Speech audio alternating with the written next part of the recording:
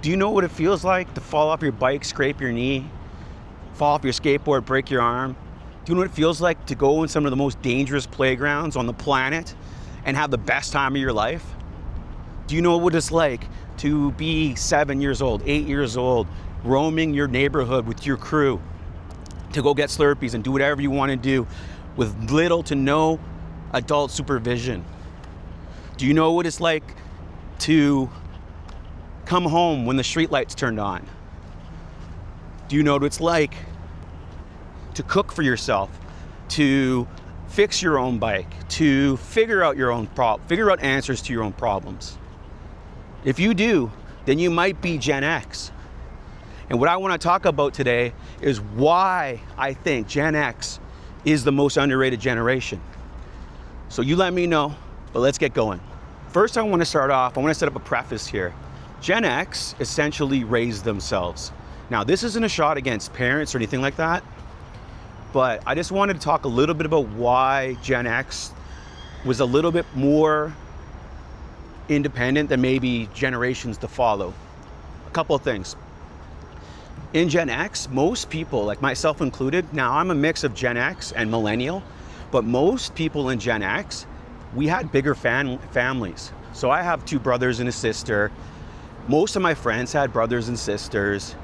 Most of my brother's friends and my sister's friends and my little brother's friends, they all had brothers and sisters. So the families in Gen X were a lot bigger. My dad, he had 2 brothers and a sister. My mom had 10 brothers and sisters. So I find that the neighborhoods and the people in neighborhoods, there was much more people. So our parents always felt more comfortable leaving us at home because you might have had an older brother or an older sister or a couple of them, because there were so many people always around. The other thing with Gen X is we also knew our neighbors. We knew all of our neighbors, and basically most of the neighbors we knew. We also knew most of our friends' parents. So if anything ever went wrong or anything didn't go right, you always had somewhere to go in case, something did go wrong.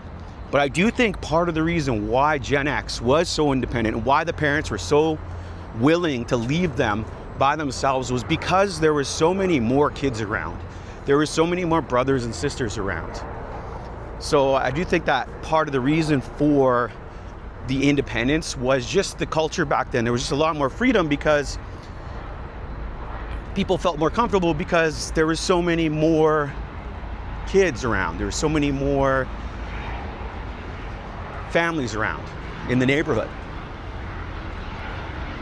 So that's what I want to kind of start off my preface with Gen X. And when I talk about Gen X being an underrated generation, the first thing that comes to mind is that Gen X independence. As a Gen X kid, for me, I'm a Gen Xer / millennial because I'm a baby Gen Xer, I'm a elder millennial. But we never ever thought we couldn't do anything. That was one of the big advantages of being Gen X was, if you wanted to go out and accomplish something, you just went out and did it. You weren't out here worrying about what other people thought. You weren't worrying about, you were just gonna do it. And let's say you committed yourself to running in a race, let's say. And let's say you lost that race. You didn't want a participation award. You wanted to win the race, and if you won the race, you wanted the trophy.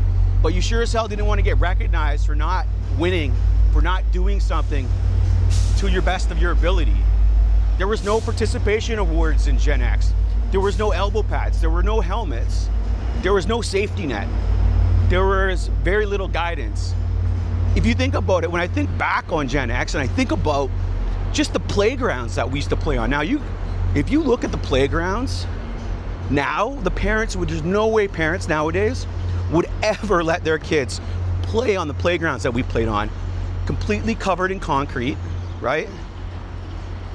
And I mean like high in the air, big, huge slides, huge monkey bars, huge jungle gyms. Like, it was incredible. They were a magnificent thing to behold.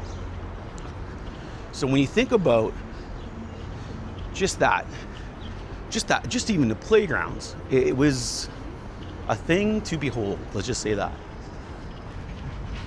And then when we think about not only the playgrounds. But you heard me talk a little bit about the safety or lack of safety measures. We never had helmets. There is no such thing. When I grew up, there is no such thing as a concussion. So if I ever fell off my bike or fell off my skateboard or fell off the jungle gym and hit my head, I got my bell rung. That was it. And the cure for getting my bell rung was to walk it off. That's how I went about business. And that was just kind of how it was back in the day. One other thing I would say about Gen X is just how innovative Gen X was. There was always somebody trying to figure out how to build something, whether it be to build like a little car to go into to build like a little, what do you call it, mow cart, or to build a tree fort, or to build a fort.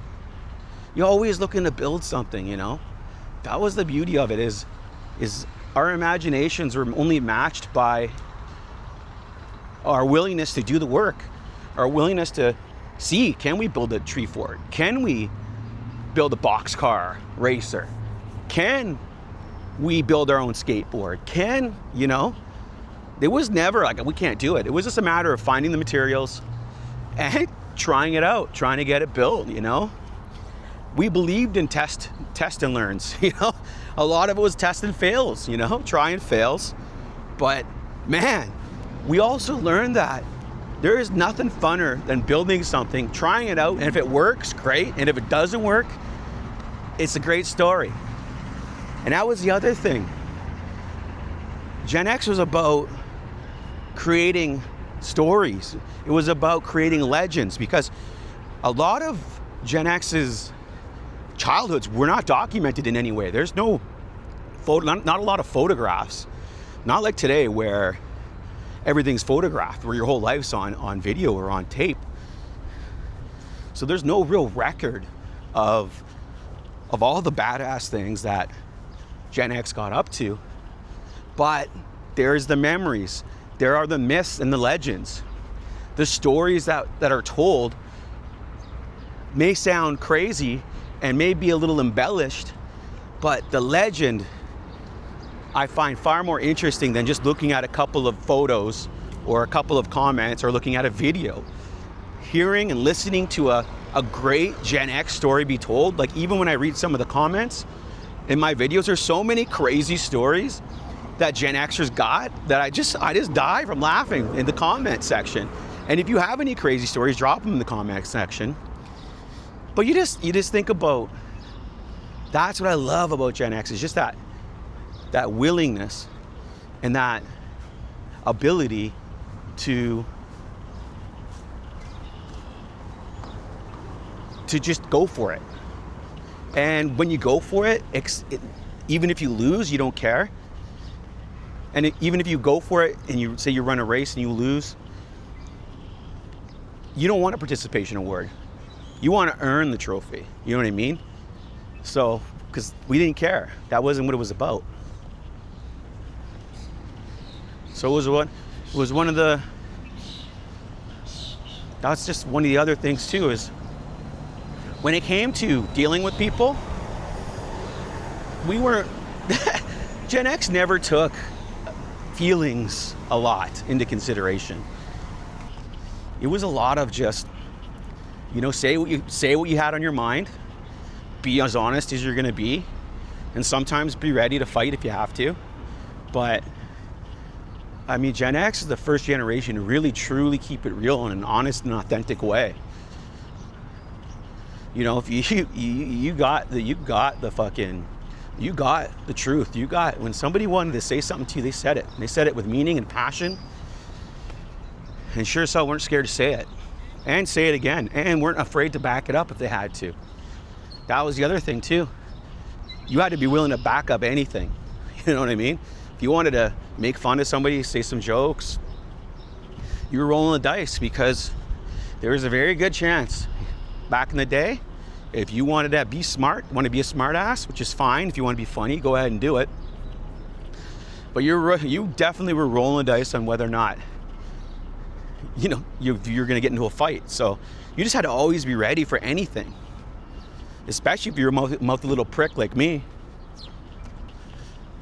You know, I was kind of the one that my friends would send out, like if we're at a house party or something. I was a small guy, so they would send me out to be mouthy to start the fight.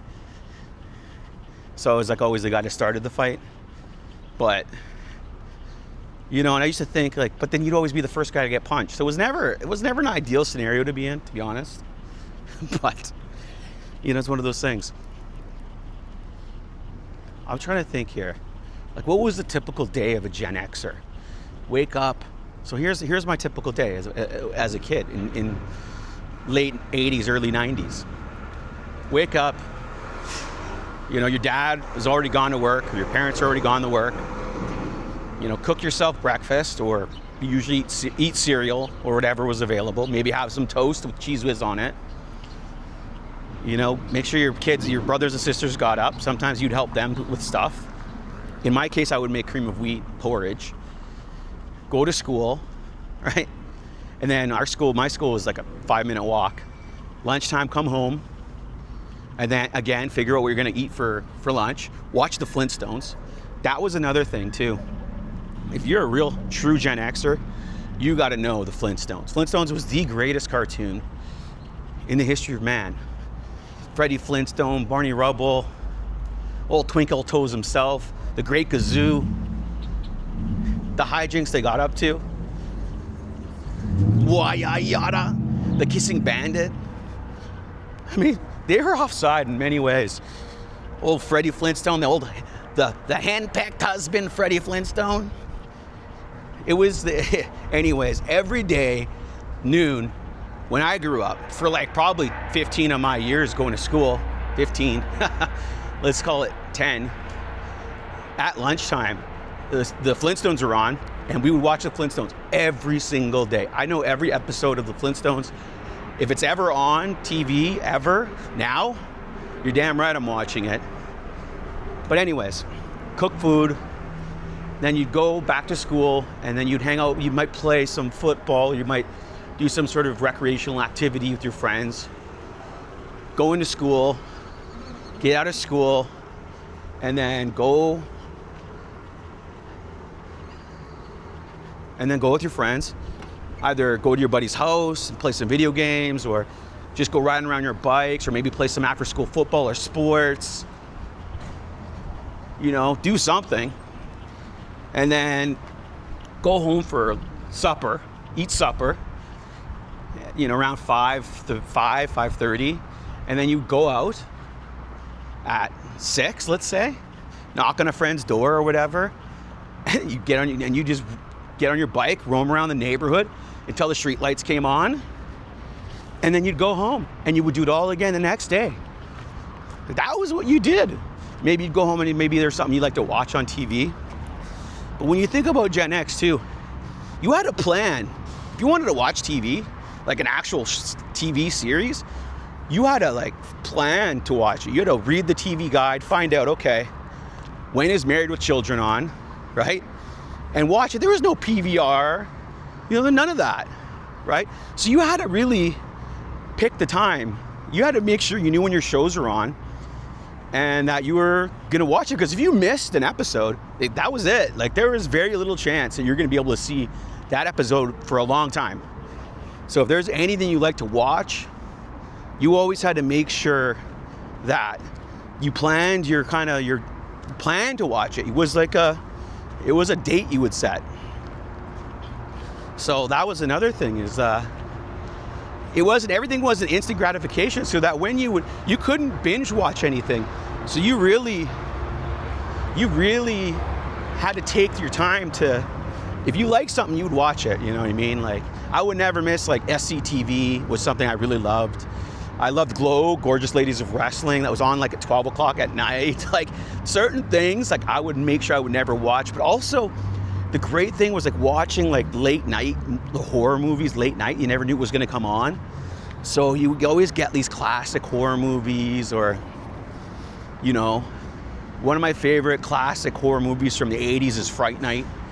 I mean, that was I loved Monster Squad. Like, so these movies, if they were ever on TV, you would check the TV guide, and every once in a while you'd see, like, oh my, look what's on, we got Caddyshack's on, you know what I mean? And you would be like, or like the Great Outdoors with John Candy or whatever, you would like, okay, and you would like plan it. You'd be like, oh, you might plan a sleepover.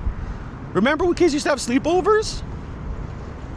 We used to have sleepovers. People would come over and you would, you know, plan to watch Caddyshack, or you'd plan to watch the Great Outdoors. Or if you had a VCR, you would go out and you'd rent some videos, Jason movies or whatever you'd rent. But the beauty was that of Gen X was delayed gratification. If anything, Gen X had figured out delayed gratification, but also Gen X had so much patience. You had to have patience because nothing was instantaneous. If you wanted to listen to the music that you loved, you would have to listen to it on the radio whenever it was on, or you'd have to watch it on MTV or Much Music, or you'd have to go save up enough money to go with your allowance or whatever. Remember allowance? So you could go buy the record or the cassette or the CD. Gen X had patience, man. If you wanted to, you wanted to be a musician, there wasn't really DJs back then. You had to learn how to play an instrument. You had to learn how to play drums. You had to learn how to play bass. You had to learn how to sing, write songs. Gen X had patience. That was another thing that, when I think about the underratedness of Gen X, is that patience they had. But I think the most impressive thing, the one thing I think that people got to understand about Gen X is the Gen X attitude, which was Gen X just does not give a fuck. They don't care. You can say and do anything you want to do to them. You can make fun of them. Sticks and stones won't break my bones. This generation grew up without helmets, without elbow pads, without seat belts. We grew up where everybody could smoke, where if you went into cars were built with ashtrays and cigarette lighters, where every Christmas was spent at your grandparents' place in the basement while 30 adults smoked cigarettes and you just hung out. Gen X was built on taking care of themselves, was built on independence, was built on winning and losing. And it didn't matter as long as you gave it everything you got. Gen X not only was the most underrated generation, but Gen X was the most badass generation. It was a generation that you don't ever want to mess with, that knows how to do and knows what it takes to become who they are and accomplish things. Gen X isn't afraid. Gen X does not care about your feelings, does not care what you say about them. And quite frankly, that's what I love about Gen X. The Gen X attitude, baby. Because there's nothing better.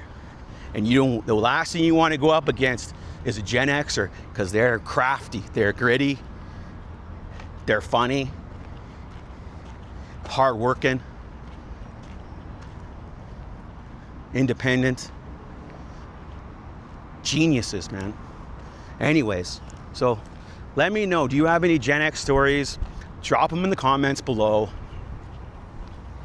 And let me know too, what kind of topics do you, if you're a Gen Xer or if you're a millennial, because I'm both, what kind of topics do you guys, do you want me to talk about?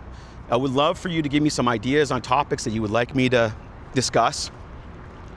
I do this type of content. I don't really like to do I like to do the longer walk and talks. I know that some people have patience for it, some people don't, but whatever, it is what it is.